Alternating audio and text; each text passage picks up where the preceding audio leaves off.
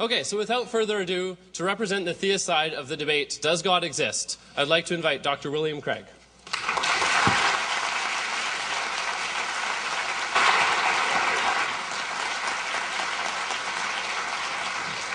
Thank you, and good evening. It's great to be here tonight. I want to begin by thanking the ACC for the invitation to participate in tonight's debate.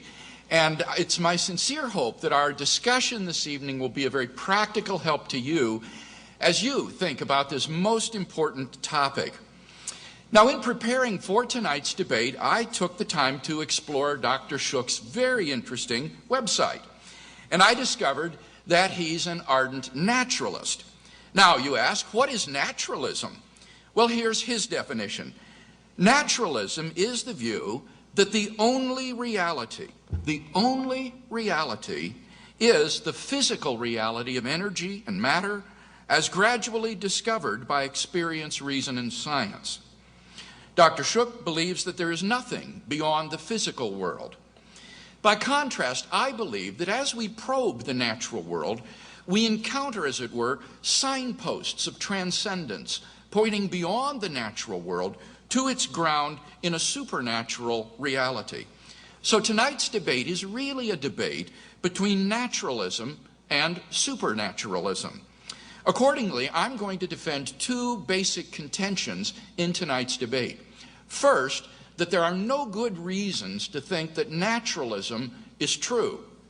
And second, that there are good reasons to think that supernaturalism is true. Now, I'll leave it up to Dr. Shook to present the arguments for naturalism before I respond to them in my next speech.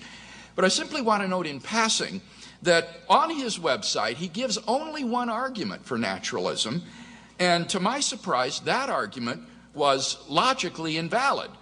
That is to say, even if you grant all of its premises, the conclusion doesn't follow from the premises. And so I'll be anxious to see if he presents that one tonight.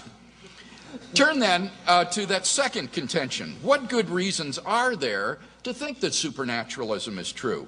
Well, tonight I'm going to sketch 5 arguments which constitute a cumulative case for the existence of a reality beyond the universe, which is plausibly called God.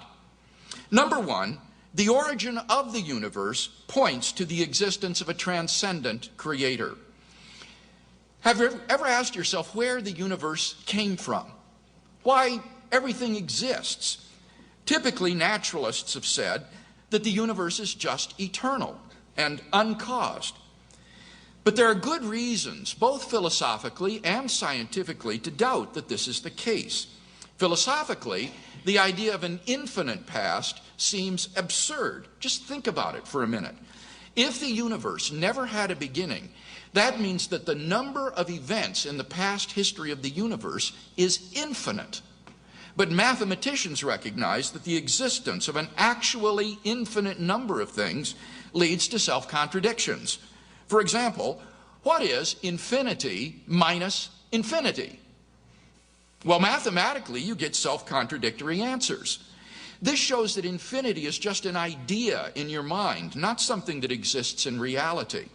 But that entails that the number of past events must therefore be finite.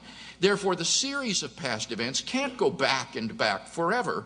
Rather, the universe must have begun to exist. This conclusion has been confirmed by remarkable discoveries in astronomy and astrophysics. In one of the most startling developments of modern science, we now have pretty strong evidence that the universe is not eternal in the past, but had an absolute beginning about 13 billion years ago in a cataclysmic event called the Big Bang. What makes the Big Bang so startling is that it represents the origin of the universe from literally nothing.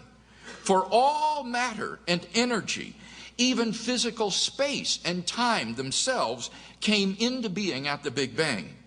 As the physicist Paul Davies explains, the coming into being of the universe, as discussed in modern science, is not just a matter of imposing some sort of organization upon a previous incoherent state, but literally the coming into being of all physical things from nothing.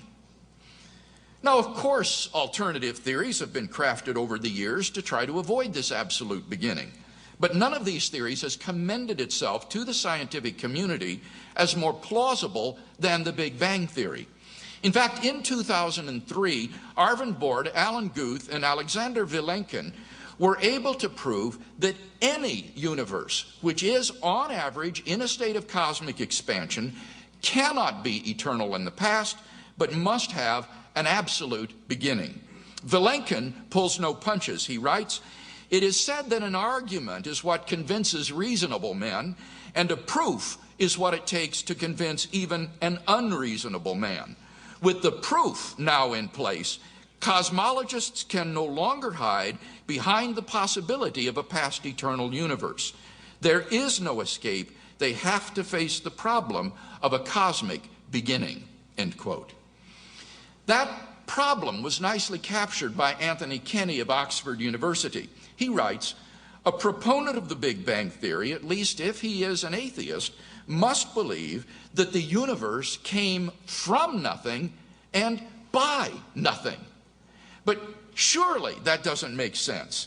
For such a conclusion is, in the words of philosopher of science Bernhard Konigschieder, in head-on collision with the most successful ontological commitment in the history of science, namely the principle that out of nothing, nothing comes." So, why does the universe exist? Where did it come from? There must have been a cause which brought the universe into being. And we can summarize our argument thus far as follows. Premise 1, whatever begins to exist has a cause. 2, the universe began to exist. 3, therefore, the universe has a cause. Now, as the cause of space and time, this being must be an uncaused, timeless, spaceless, immaterial being of unfathomable power. Moreover, it must be personal as well. Why? Because this cause must be beyond space and time. Therefore, it cannot be physical or material. Now, there are only two kinds of things that fit that description. Either abstract objects like numbers, or else an intelligent mind. But abstract objects can't cause anything. It therefore follows that the cause of the universe is a transcendent personal mind. And thus we're brought not merely to a supernatural cause of the universe, but to its personal creator. Number 2, the fine-tuning of the universe for intelligent life points to a designer of the cosmos. In recent decades, scientists have been stunned by the discovery that our universe appears to be fine-tuned for the existence of intelligent life with a precision and delicacy that literally defy human comprehension. For example, if the force of gravity or the atomic weak force had been altered by as little as 1 part out of 10 to the 100th power, the universe would not have been life-permitting. Now, there are only 3 possible explanations of this extraordinary fine-tuning: physical necessity, chance, or design. Now, it can't be due to physical necessity because the constants and quantities in question are independent of the laws of nature. In fact, string theory predicts that there are around 10 to the 500th power different possibilities